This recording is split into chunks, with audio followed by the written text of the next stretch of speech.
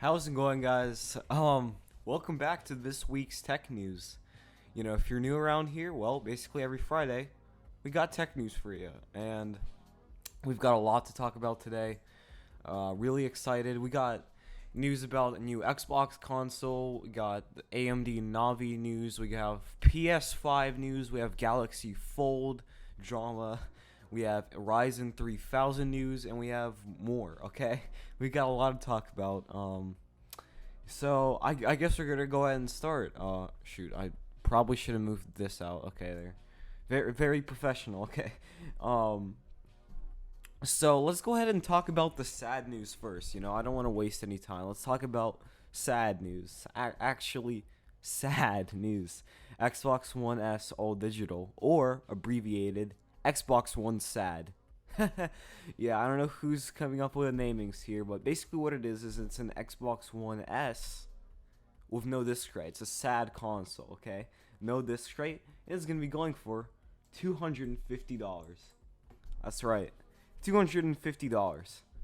Now, okay, an Xbox One S you can buy on sale for $200. Usually it's a little bit below $300 on average. That's at least what most stores sell it for. However, now $250, and it's the same thing but with no disc. Who cares? Okay, sorry headphone users, but who cares? Honestly, who cares? Why would you buy this thing for a little bit? Sometimes even, or either a little bit more or a little bit less. I don't know. It really depends where you're getting it from. You can get it used on average for $200, or you can get it on sale for $200. Why would you get this thing but with no disc for $250?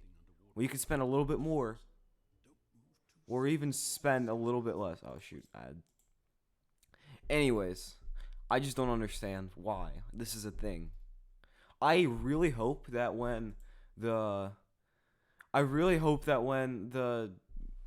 Microsoft CEO said we're working on the next console, I really hope this was what he was talking about. Happy Man 6496, Brent. I care. Nah, I'm sure you don't, dude. All right, that's pretty stupid. I don't know why this is a thing, and I don't know if it comes with Minecraft, Sea of Thieves, or Horizon 3, or I think those are just the exclusives they're listing because those are the ones Microsoft's proud of. But if they're trying to sell it with Minecraft, Sea of Thieves, or Forza and Horizon 3, well, we're doomed because no one's gonna buy it. No one cares about either of those games. So that's pretty funny. I just thought I'd share this.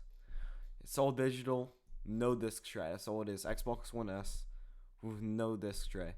We're trying to chase the whole disc-free gaming market. I really hope that the next gen console won't be like this. Pre-installed digital games. Oh my, wow, who cares? I could have just put the disc in and waited half an hour. Does not play physical discs. Thanks for that. Thanks for that feature. All right. Next news. This is a little bit more boring, but AMD Navi news. I kind of need to mention AMD Navi news in order to talk about the PS5 because the PS5 is rumored to have the new AMD Radeon Navi graphics. So, will this crush Nvidia? So if you don't know, basically Nvidia has been ruining the GPU market for a while now. Because, well, everyone's buying Nvidia GPUs. They're much more powerful. Sure, they cost more, but you're getting more for the value, I guess. And like the best Radeon, I don't know, RX 590 can get outperformed by like the best Nvidia or even a 1070 or whatever, which is what it's trying to compete with. Anyways, the RX 3080 or with the Navi 10 architecture, it's going to be 250, and it's going to be trying to fight against the RTX 2070 and 1080. And if it's really going to be on the same level, and if it's going to be only $250, then I believe it will completely crush the RTX 2070 and the GTX 1080.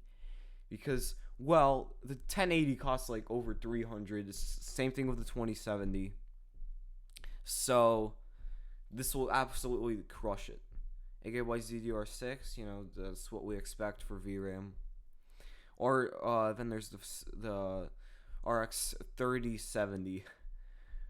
That's competing with the RTX 2060 and the GTX 1070. I have a laptop computer with NVIDIA. You do? Nice. Really? Which NVIDIA GPU do you have, or are you joking? I don't know if you're serious or not. $200, completely gonna crush the $300 price point for the 2060. And Navi 12 with the architecture with the 3060, trying to crush the 1650, which is the 1050 on drugs. That's supposed to be better than the 1060, and the 1060 obviously. For $130, that's absolutely gonna just this. Oh, it's on your Mac. Nice. Well, anyways, so will AMD screw this up? Maybe. Well, could they succeed? Possibly. So, I mean, definitely it's gonna cut costs. For example, if say the PS5 uses this, it's gonna cut costs. Because if they're using NVIDIA GPU, that would be way too much. And so, consoles don't really like NVIDIA GPUs, do they? Next up, the best part about, I shouldn't maybe get into the PS5 yet. It's only been 7 minutes. So, improved performance over the Vega 64, and minor changes to power consumption and noise. Doesn't matter. Saw issues and concerns surrounding the appropriate power consumption of PCIs. AMD GPUs have definitely had power consumption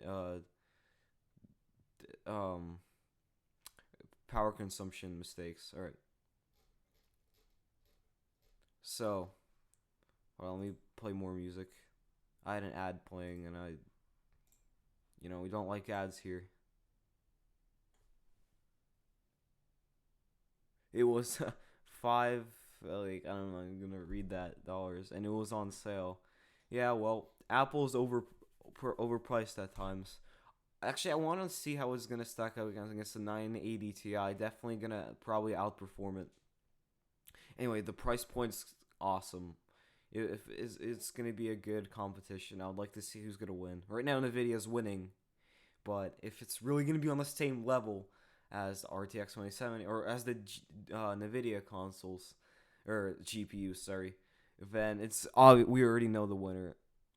Maybe AMD will finally be able to win the GPU market, although I kind of doubt it.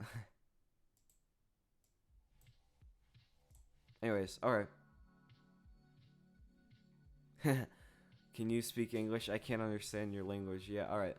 Let's get into some easier news that more people can understand too.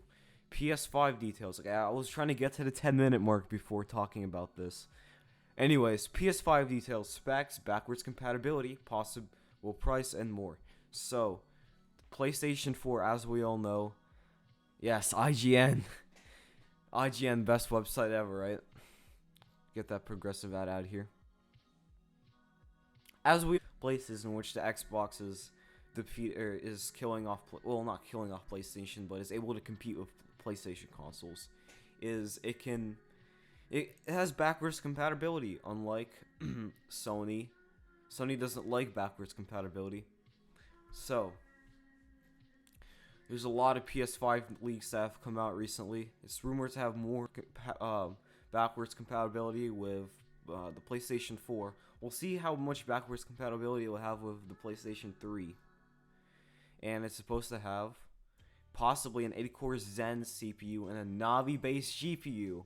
That's why I was talking about the Navi GPUs. Which one will it have? I'm gonna estimate it's gonna have the $200 RX 3070, which is on the same level for all the NVIDIA kids, on the same level as the GTX 1070. I'm not even sure everyone knows about the RTX 2060 yet. Anyways, we'll have to see. We'll have to see what Navi GPU it uses. I'm not gonna read.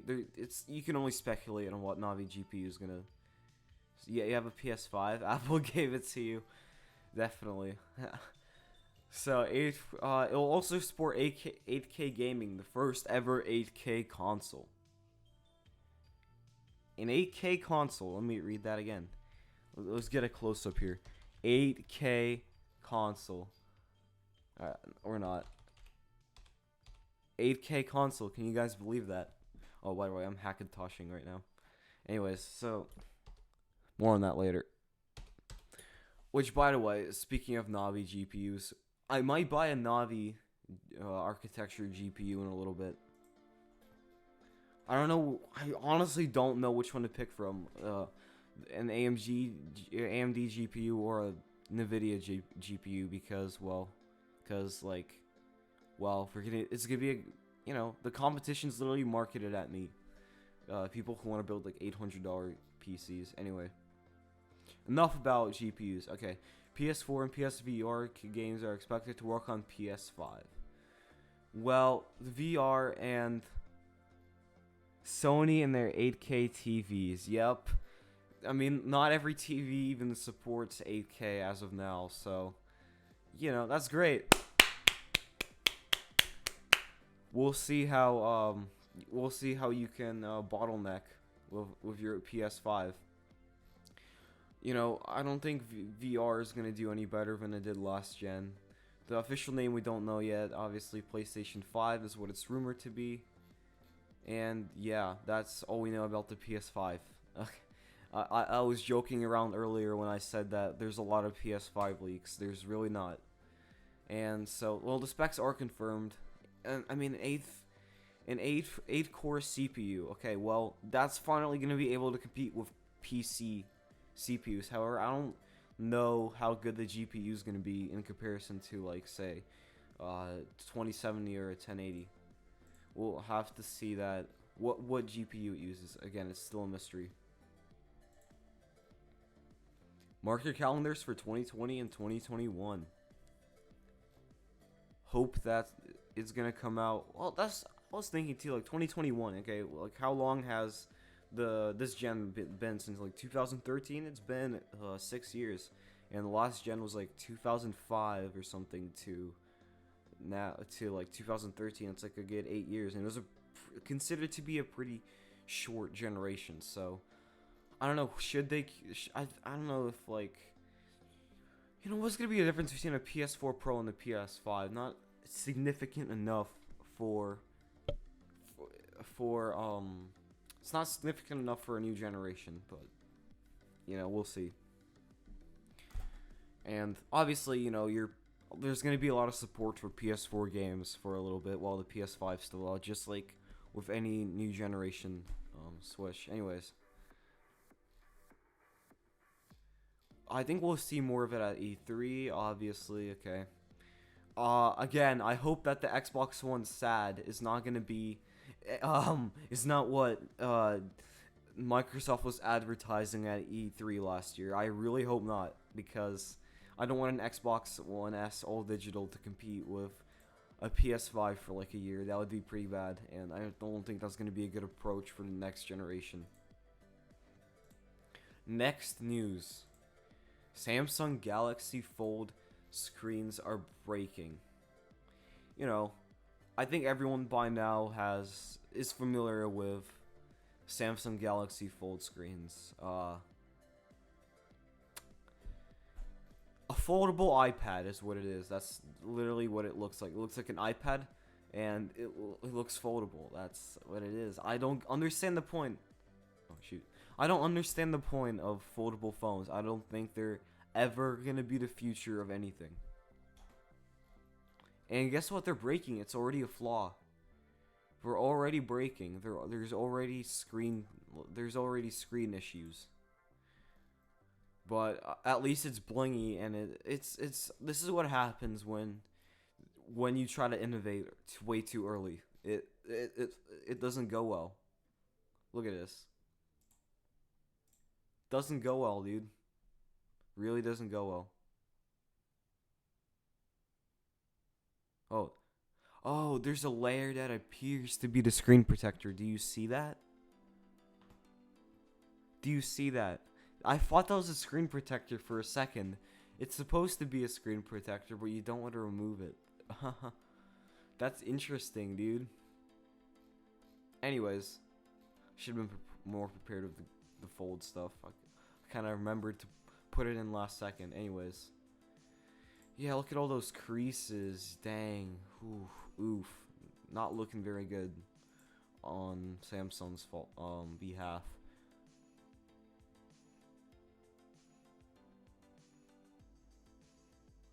Yeah. I don't think the SAD was what Microsoft was referencing at E3. I really hope not. But it's like, why? Why would they release an Xbox One S with no tray? No one asked for it. No one asked. Nobody asked for an Xbox One SAD, okay? It's so sad that Microsoft doesn't know what they're doing at this point. They're just trying to get sales out. No one's gonna buy it, okay? Everyone's gonna buy an Xbox One S, though. Anyways.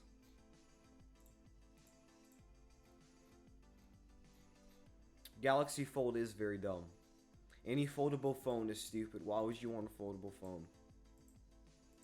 All you have to do is double press the home button or something and just switch tabs, multitasking.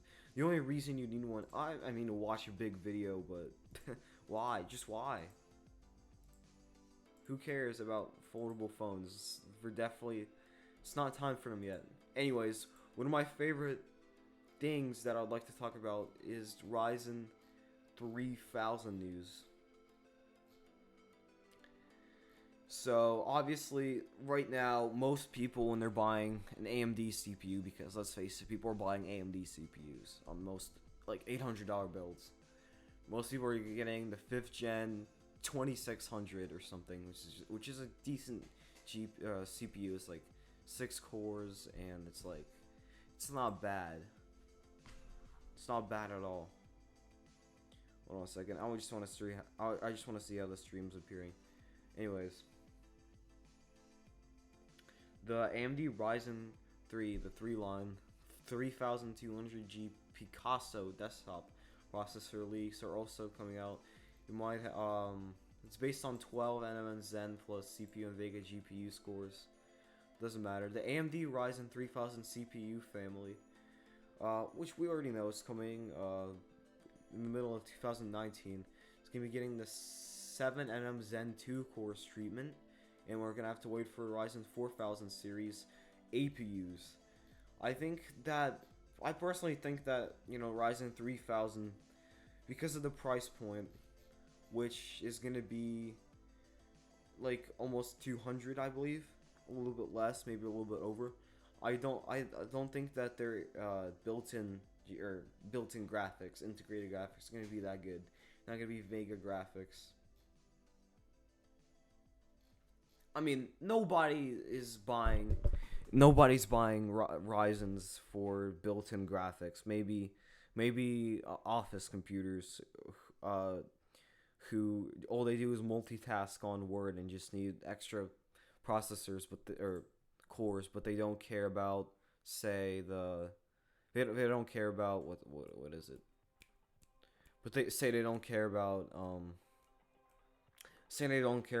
the graphics. So anyways, that it's going to be around 3.9 gigahertz. I mean, that's all you need for a CPU, a gaming CPU. What more would you possibly want? You don't, I mean, 4 gigahertz is kind of overkill. And yeah, that's it. That's honestly it for the Ryzen 3000. For APUs, but again, nobody buys APUs for the graphics, okay? Some people might. And finally, NVIDIA turning release date, news, and features. It's a new NVIDIA architecture, and the turning powered technology is already powering the 2080 Ti, the RTX 2080, and the RTX 2060, which is my personal favorite. By the way, I really want to buy a 2060. I might either buy a 2060 or I might buy a RX 3080 once we see more about it. Again, hopefully it's going to be a good GPU. I keep coming back to the Navi, but that's because it's very, very relevant.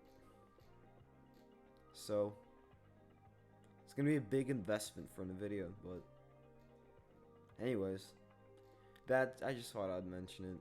And I mean, that's it for the stream. I mean, tech news from now on are gonna be like 20 minutes. I just breezed through everything. Last time I was just like rambling about unnecessary stuff. So anyways, thank you guys for watching.